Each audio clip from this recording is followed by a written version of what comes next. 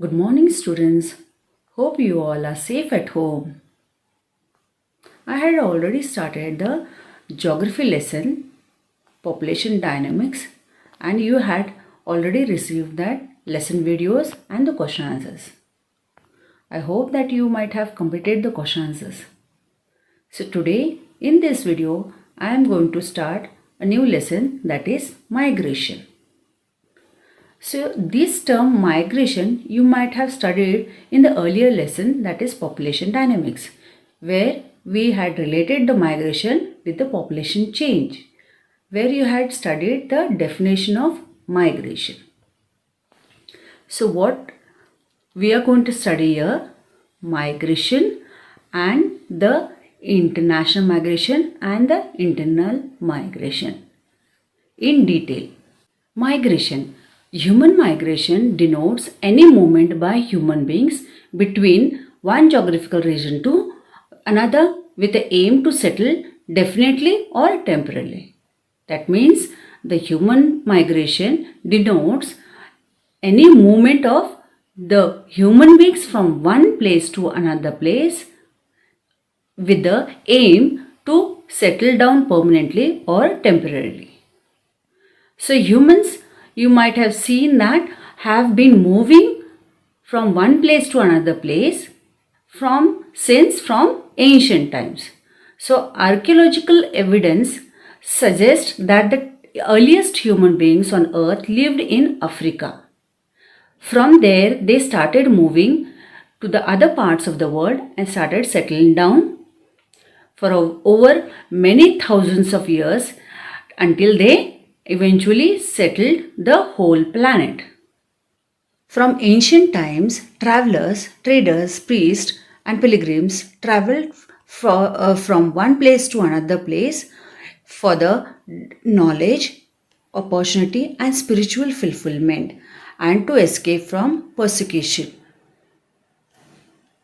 Though the pace of the migration had started increasing rapidly from 18th century, and it was continued till the 19th century.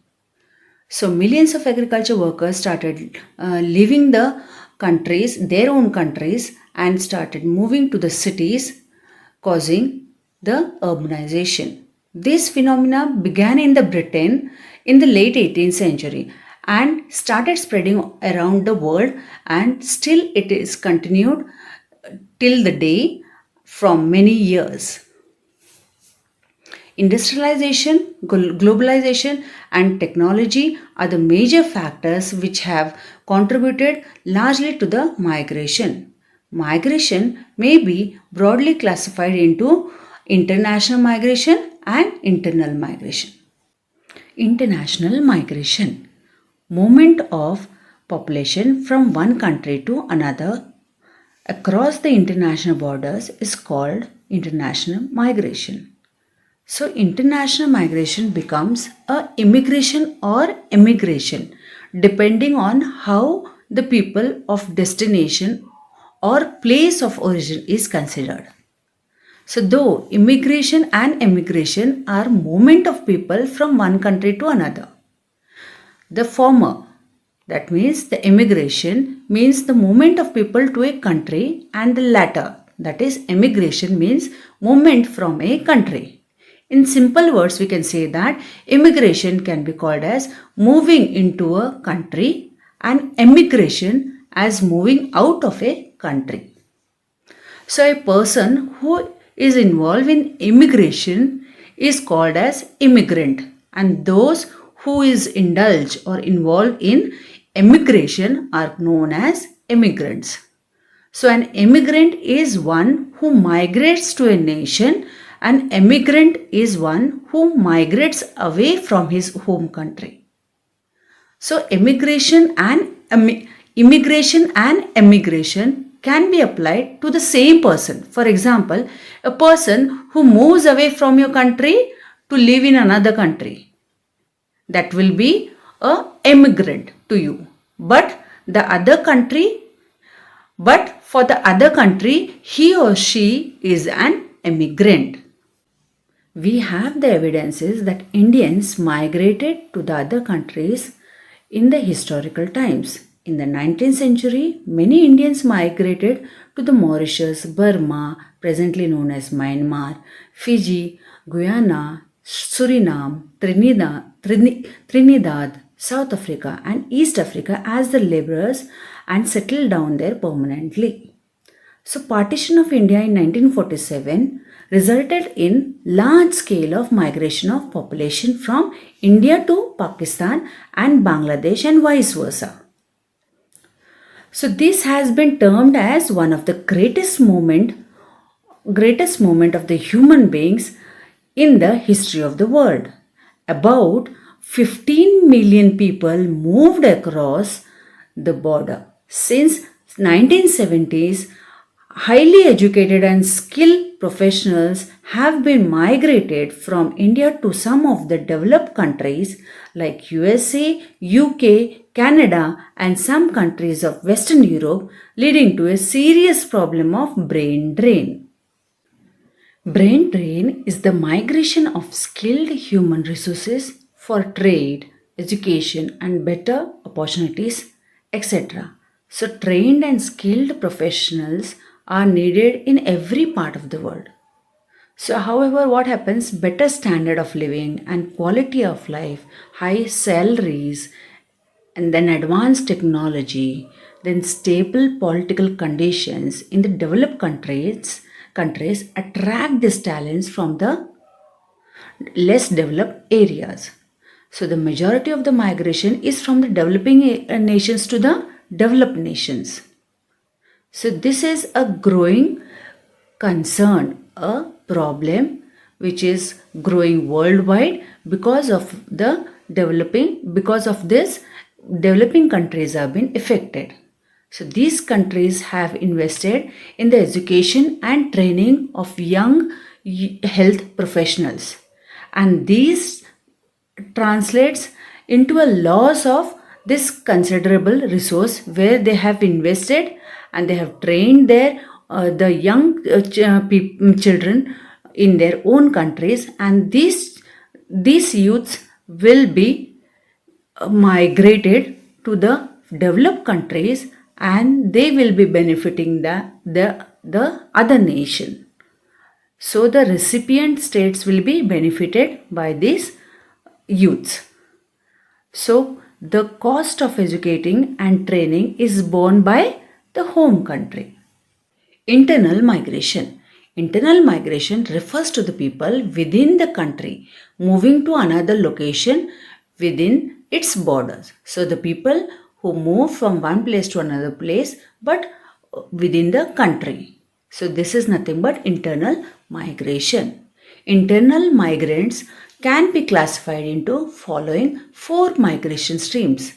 The first is rural to rural, second rural to urban, third urban to urban, and the fourth one is urban to rural. The first one, rural to rural. Under this, people move from one village to another. So for the marriage or seasonal work, the lack of work, etc. So these are the some factors. Because of this, the people move from rural area to the other rural areas. So this is nothing but rural to rural migration. In slack agriculture seasons, when there is off season in agriculture sector, a large number of villagers move out to seek the casual employment like the irrigation projects, construction of roads, railroads and buildings, and other miscellaneous menial jobs. So the introduction of Green Revolution in Punjab, Haryana and Western Uttar Pradesh in 1960s generated a considerable migration of labor force from the depressed areas of the eastern Uttar Pradesh and Bihar to these areas. So they all migrated in search of better economic opportunities. Similarly, thousands of villagers have been moved to plantation in Bengal and Assam as the laborers. Sometimes decisions taken by the government also affect the migration pattern. So the example is the resettlement of Sikh immigrants from Pakistan in the Tarai region of Uttar Pradesh is an outstanding example of such a migration. The second is rural to urban areas. So under this, people migrate from the rural areas to the towns, cities, that is the urban areas. So rural urban migration is caused by the push and the pull factors. In rural areas, you can see that poverty, unemployment, low standard of living, then uneconomic land holdings, poor facilities for education. So all these services will work as a push factors towards the urban areas. And the pull factors of urban areas may include better employment opportunities, regular and higher wages, fixed working hours, better standard of living, and facilities for education will act as a push factors in urban areas. So the glamour of the urban life and rigid caste system of the rural areas will play an important role by these two factors, that is push and pull factors. So both poor and rich from the countryside will migrate to the urban areas under the influence of these push and pull factors.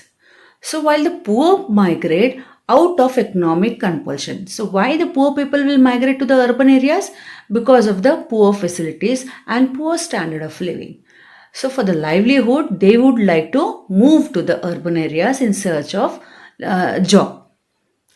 So but the rich people will migrate to the urban areas from rural areas to have a better standard of living and to have a comfort zone in the urban areas. So in brief, rural to urban migration is an outcome of the interplay of forces which hostile to comfortable living. So people would like to live comfortable life, and that is possible only in urban areas. And the availability of the lucrative opportunities in the urban areas will attract the rural areas. The third is the urban to urban migration. So under this, people migrate from small towns to the larger towns. That is, the movement of the people is from the small cities to the bigger cities like metro cities. So comparatively to the other towns. So in fact, so what happens? The small towns are constantly losing to big cities. So small towns are becoming vacant because of this migration from small towns to the bigger towns. So the vacuum that is caused in small towns is being filled by the nearby rural areas. So the in-migration takes place in the smaller towns by the rural areas. The last one is the urban to rural migration. So such a movement takes place at the advanced stage of urbanization, when the urban centers are characterized by overconsumption, more haphazard growth, or due to pollution or high cost of living or heavy pressure on public utility services, unemployment, etc., and many more things are there, which will lead to the migration from urban areas to the rural areas. So children, you understood this first video of this lesson, the migration lesson. So in the next video, I am going to explain the remaining part of this migration lesson. Thank you, children.